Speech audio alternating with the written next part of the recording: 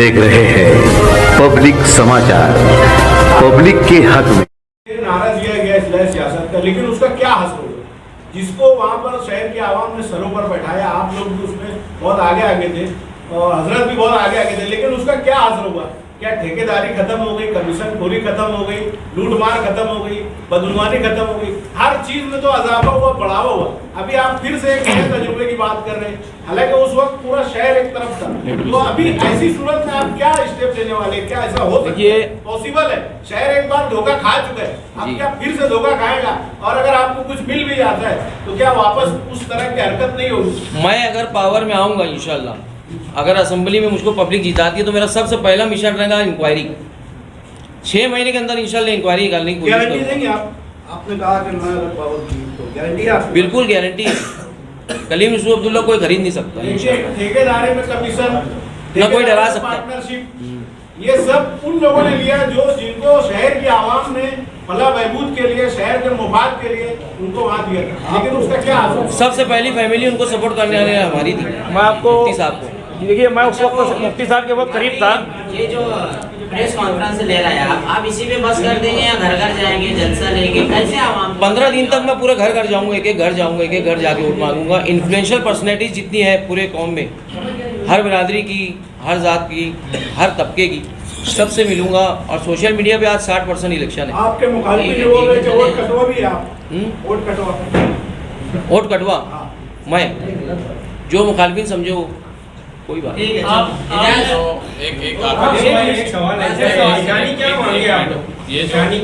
निशानी हमने मांगे हैं बैट, ऑटो रिक्शा या डायमंड, तीनों में जो निशानी मिल जाए इंशाल्लाह उस पर हम करेंगे। एनजीटी में आपने जो केस दाखिल की थी शहर का, उस वजह से यानी प्लास्टिक जलाने से और इससे शहर का कितना नुकसान हो रहा था, कौन कौन सी बीमारियां और जो हर शहर में किस टाइप के अभी मरीज जो पाए जा रहे हैं, कई कैंसर के हॉस्पिटल्स जो है वो मालेगांव शहर में आने के लिए तैयार है, इस वजह से कि शहर में वो मरीज बहुत ज़्यादा हो गए। क्या आपका राइट टू फ्रेश एयर सबसे पहला बुनियादी हक है शहरी का। Right to fresh air, right to life, ये हमारा फंडामेंटल राइट है। ये राइट हमसे छीना जा रहा था। साइजिंग में कचरा जलाया जा रहा था, प्लास्टिक गिट्टी के कारखाने रेसिडेंशियल एरिया में, रिहायशी इलाकों में चल रहे थे। उसके खिलाफ मालेगांव शहर के अंदर जो सड़कें हैं उसके अंदर जो गड्ढे हैं, जो धूल है, शहर में जो ग्रीनरी की कमी है, डंपिंग ग्राउंड जो जानवरों की तरह ज़िंदगी गुजारने में मजबूर कर दिए, वहाँ पर 5000 घरों जो IHSDP कॉलोनी है वहाँ पर, उसके खिलाफ भी मेरी जंग जारी है। हमारी पिटिशन उसके खिलाफ भी है, हमारी पूरी कार्रवाई जारी है, उसकी भी इंक्वायरी निकालेंगे। मालेगांव शहर की तारीख का सबसे बड़ा घोटाला है वो। आज की वैल्यूएशन के हिसाब से 1000 करोड़ रुपये का घोटाला है वो, IHSDP जो घर की कॉलोनी। तो ये जो हक छीना जा रहा था, इसके खिलाफ अपनी जंग लड़ी।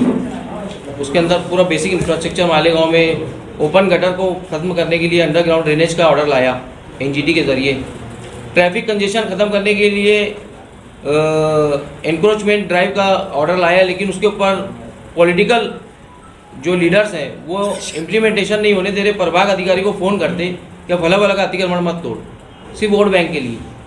तो ये सब दोगली पॉलिसी के खिलाफ और सियासी लूटमार के खिलाफ, बैतुल माल की लूटमार के खिलाफ हम लोग आए हैं। अगर आवाम हमें साथ देती है और हम अगर जीतते हैं तो इंशाल्लाह सबसे पहला मेरा मिशन है कि सबको जेल में डालूंगा इंशाल्लाह। आपने अभी कहा कि चैलेंज किया ओपन डेबिट का, जो कि नामुमकिन है, तो आप मुमकिन बनाओ, मुमकिन बनाना आप लोगों को मीडिया वालों को कहा मुमकिन बनाओ। आप अगर डिबेट रखते हो तो मालेगांव शहर के तमाम लीडरों को चैलेंज करता हूँ कि मेरा सामना करो। मीडिया वाले करेंगे क्या, वो तो बताइए। हाँ देखिए, हमारे मैं जवाब देना चाहता हूँ कि उस वक्त मैं साथ था मुफ्ती साहब के। सियासत में हमारे आने की अभी जो असल वजूहत में से एक वजह ये भी है कि जब मुफ्ती इस्माइल साहब ने अल्लाह रसूल सल्लल्लाहु अलैहि वसल्लम के नाम पर सियासत में आने का और तीसरा महाज कायम करने का जब इरादा किया तो हम उसके बुनियादी अराकीन में से एक थे, हम फाउंडर मेंबर थे। जब 3-4 जलसे मुफ्ती साहब के कामयाब हो गए, काफ़ी रश रहने लगा, तो मैं मुफ्ती साहब से मिला। मतलब मुफ्ती साहब अपने तो बहुत कामयाबी मिल रही है अपने को, काफ़ी भीड़ रही जलसे में। तो उन्होंने कहा कि आसिफ गर्दी तो बहुत रह रही, लेकिन अपना टिकट उम्मीदवारी का लेने के लिए कोई तैयार नहीं हो रहा है। तो हमने बोला कि ये तो बड़ी हैरत की बात है कि इतना रश होने के बाद कोई टिकट लेने के लिए तैयार नहीं उम्मीदवारी का। तो हमने हमारे वालिद साहब को, जिस वार्ड में शेख रशीद साहब का घर है, उस वार्ड से हमने उम्मीदवार नामजद किया, वार्ड नंबर 18 से। और हमने मुफ्ती साहब की उस वक्त तन मन धन से इस्लाह सियासत के नाम पर मदद की। हम सबसे पहला ख़ानदान था हमारा जिसने शामनामा में निस्फ पेज का बड़े बड़े इश्तिहारात हमने निस्फ पेज के लगाए, और जिसमें हमने अल्लाह रसूल सल्लल्लाहु अलैहि वसल्लम के नाम पर अगर इस्लाह सियासत का जब उन्होंने दावत दी तो हमने उसको लब्बैक कहा और उनका साथ दिया। लेकिन जब इलेक्शन का रिज़ल्ट आ गया तो 27 उम्मीदवार जीत गए। मुफ्ती साहब को उस वक्त तक मैं मुआहिदा लिखने में, स्टेज के ऊपर कंटेंट लिखने में, स्टेज पे क्या बोलना है उन बातों में उनको राय मशवरा तक दिया करता था। पार्लियामेंट्री बोर्ड के जो अरकान थे वो उनके हम लोग बिल्कुल साथ में बैठा करते थे। लेकिन जब इलेक्शन का रिज़ल्ट आया तो 27 सीटें जीत गई तो मुफ्ती साहब ने उनकी दावत रखी खाने की। खाना तो कोई महंगा नहीं होता, लेकिन हमको बड़ा अजीब लगा, दिल दुखा कि यार ये क्या बात हुई। उन 27 लोगों के बाद उन्होंने हमको कोऑप्शन के लिए फ़ोन किया कि कोऑप में आपके वालिद साहब को लेना है तो आप पैसा दो 5 लाख रुपया। अतीक महिंद्रा साहब मरहूम अल्लाह मग़फ़िरत फरमा उन्होंने उनको फ़ोन किया तो मैंने कहा कि भाई पैसा तो हम लोग लगाएंगे नहीं, कि वहाँ से मिलना कुछ नहीं हमको। अगर हमारी काबिलियत लियाकत पर भरोसा है आपको और हमारे कामों पर तो आप हमको करीब कीजिए। तो उन्होंने दूसरा फ़ोन किया मुझको, बोले कि यार 5 नहीं कम से कम 3 दे दो, पार्टी को लगेगा।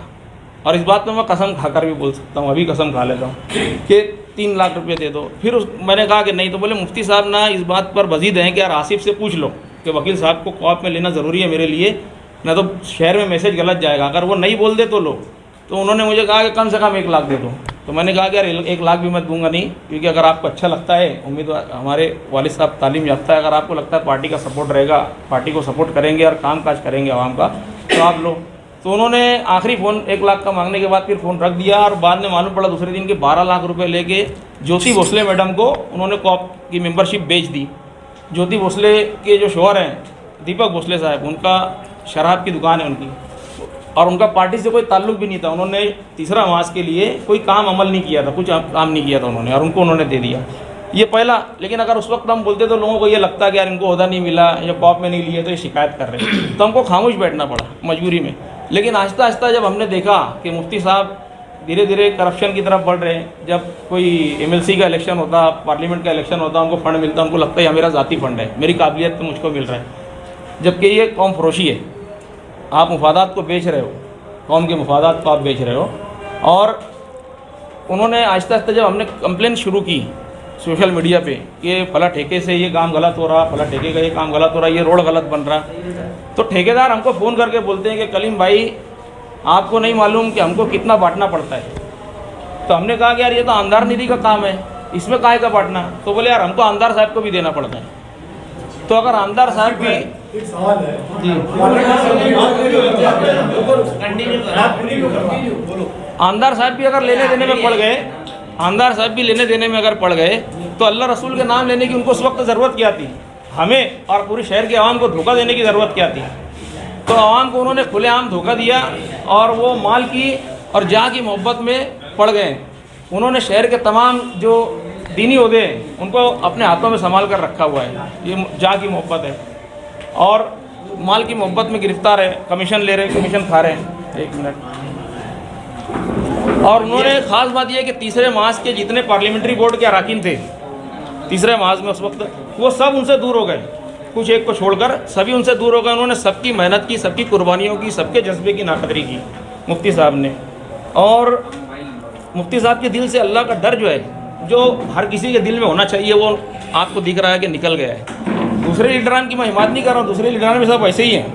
तमाम सियासी घराने जो है वो खुलेआम बैतुल माल की लूट मार को हुनर समझ रहे हैं और आवाम को अनगिनत मसाइल, आवाम जो है वो अनगिनत मसाइल से जूझ रही है, जुल्म सह रही है, परेशानियाँ सह रही हैं। तो एक शेर उस पर से मैं अर्ज़ करना चाहूँगा कि मज़लूमों के दिल का हर नाला तासीर में डूबा होता है। जब जुल्म कोई हद से बढ़ता है तो मूसा कोई पैदा होता है। वो मूसा अलैहिस्सलाम कलीमुल्लाह थे, मूसा अलैहिस्सलाम वो कलीमुल्लाह थे जिन्होंने फ़िरौन के जुल्म के ख़िलाफ़ डट कर मुकाबला किया। और आज अल्लाह ने हमारे भाई कलीम अब्दुल्ला को मज़लूमों की मदद के लिए उतारा है। 17 साल के बाद ये दर्द पेश है, दर्द तो हमारा कई बरसों से छलका हुआ है साहब। आप देखो हमारी जो पोस्ट है सोशल मीडिया पे। एक सवाल है जी कि आपने वाटर गिरीश कंपनी के खिलाफ भी तहरीक चलाई। बिल्कुल बिल्कुल, हमारे पास डॉक्यूमेंट। हाँ बिल्कुल।